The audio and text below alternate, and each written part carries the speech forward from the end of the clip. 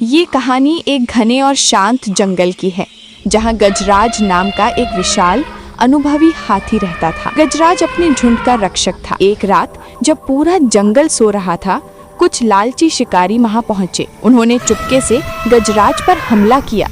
गजराज ने बहादुरी से लड़ाई लड़ी, लेकिन दुर्भाग्यवश एक नुकीला तीर उसकी पिछली टांग में गहरा धंस गया। दर्द से बिलबिलाता गजराज अपने झुंड को सुरक्षित स्थान पर भेजकर घायल अवस्था में एक सूखे झरने के पास की गुफा में छिप गया।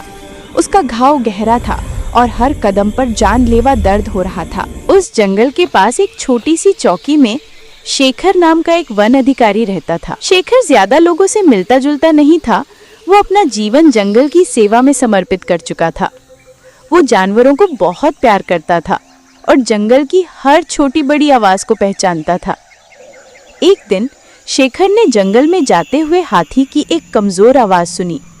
वो जानता था कि इस तरह की कमजोर आवाज एक गंभीर संकट का संकेत है। अपनी जान की परवाह किए बिना शेखर आवाज का पीछा करते हुए उस गुफा तक पहुंचा, जहां गजराज दर्द से तड़प रहा था। गजराज ने जब शेखर को देखा तो वो पहले डर गया और घबराया। वो जोर से चिंघाड़ा, मानो कह रहा हो कि दूर रहो। शेखर समझ गया कि हाथी डरा हुआ है। वो अपनी जगह पर बैठ गया और धीरे से हाथी से बात करने लगा।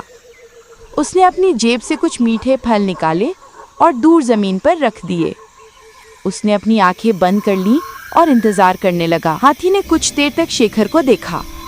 शायद उसने शेखर की आंखों में सच्चाई और दया देखी। दर्द से बेहाल गजराज ने हिम्मत की, अपनी सूंड उठाई और फल खाए। अगले कई दिनों तक शेखर रोजाना वहां आता।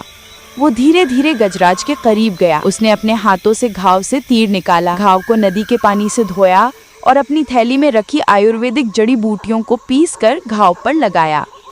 इस पूरी प्रक्रिया में दर्द के कारण गजराज कई बार तड़पा, पर शेखर ने उसे नहीं छोड़ा।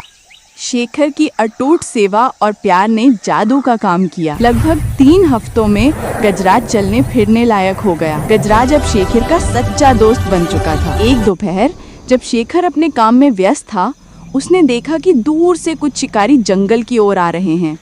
उनके हाथों में हथियार थे और उनकी मंशा अच्छी नहीं लग रही थी।